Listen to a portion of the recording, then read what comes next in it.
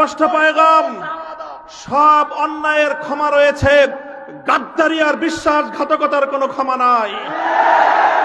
যারা গাদ্দার এবং বিশ্বাসঘাতক হিসেবে পরিচিত হবে, প্রমাণিত হবে, আগামী দিনে তাওহীদি জনতা তাদেরকে ঠাঁই দেবেন না ইনশাআল্লাহ।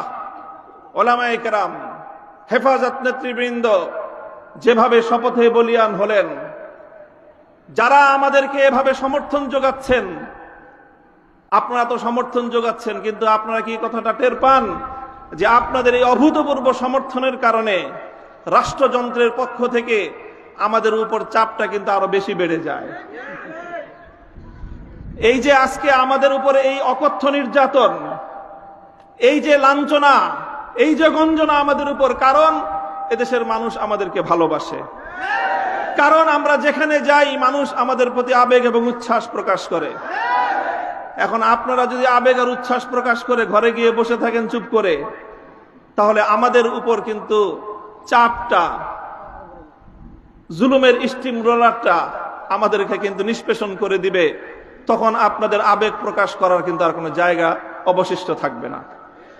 এই জন্য আমি আজ আমাদের আমির, এই জনপদের সকল আলেম ওলামার আমির, এই জনপদের কোটি কোটি তাওহীদি জনতার অবিসংবাদিত আধ্যাত্মিক রাহবার আল্লামা মুহিবুল্লাহ বাবুনগরীর এই মজমাকে সারা দেশের প্রতিনিধিত্বশীল মজমা হিসেবে গ্রহণ করে আমি এ জাতির কাছ থেকে জিজ্ঞাসা করতে চাই, আগামী দিনে ইসলামের কথা বলার অপরাধে, আল্লাহর পয়গম্বরের ইজ্জতের পক্ষে কথা বলার অপরাধে শাপলা চত্বরের আমার ভাইয়ের রক্তে রঞ্জিত শাহাদাতের কথা বলতে গিয়ে হঠাৎ আমার যে সকল সন্তানদের বুকগুলোকে জালিমের বুলেটের আঘাতে ঝাঁঝরাতে হতে হয়েছে, ব্রাহ্মণবাড়িয়ায় যেভাবে পাখির মতো গুলি করে আমার সন্তানদেরকে শহীদ করা হয়েছে, সেই সন্তানদের পক্ষে কথা বলতে গিয়ে আমাদের কণ্ঠ যদি আবার চেপে ধরবার চেষ্টা করা হয়,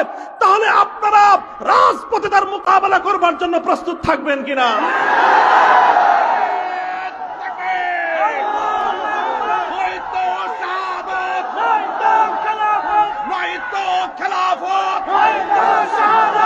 সংগ্রামী সাথী ও বন্ধুগণ,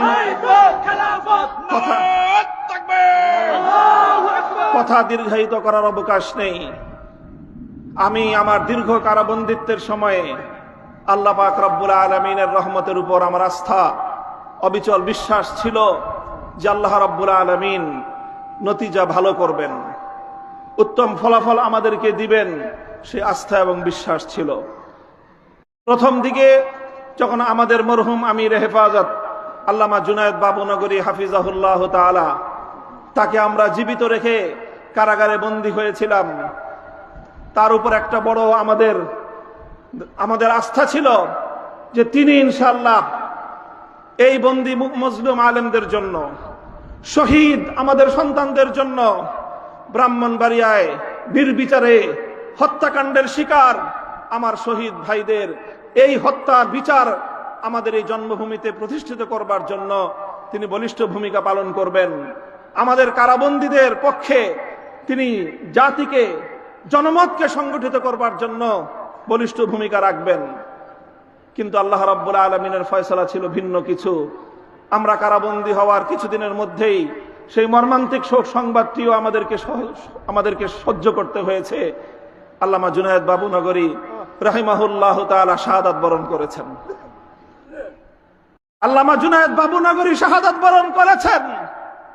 এরপরে অধীর উৎকণ্ঠা নিয়ে অপেক্ষার প্রহর গুনছিলাম যে আমাদের আস্থার এই মঞ্চে কে বসবেন। যখন জানতে পারলাম ওলি ইবনে ওলি, এ জাতির শ্রেষ্ঠ সন্তান, আস্থার মূর্ত প্রতীক আল্লামা শাহ মুহিবুল্লাহ বাবুনগরী হাফিজাহুল্লাহ তাআলা ইমারতের এই ঝান্ডা তিনি নিজ হাতে তুলে নিয়েছেন, সিজদায় শুকর আদায় করেছি, আস্থায় বুক বেঁধেছি যে ইনশাআল্লাহ একদিকে তিনি আরশের মালিকের সঙ্গে রাতের বেলায় চোখের অশ্রু ছেড়ে তিনি এই সংকট উত্তরণের জন্য আল্লাহ পাক রব্বুল আলামিনের সাহায্যকে জমিনে টেনে আনবার জন্য চেষ্টা করবেন। অপরদিকে তিনি জীবন দিবেন। কিন্তু কোন জালিমের রক্ত চক্ষুকে পরোয়া করবেন না, কোন জালিমের সামনে তিনি মাথা নোয়াবেন না। এই আস্থা ছিল।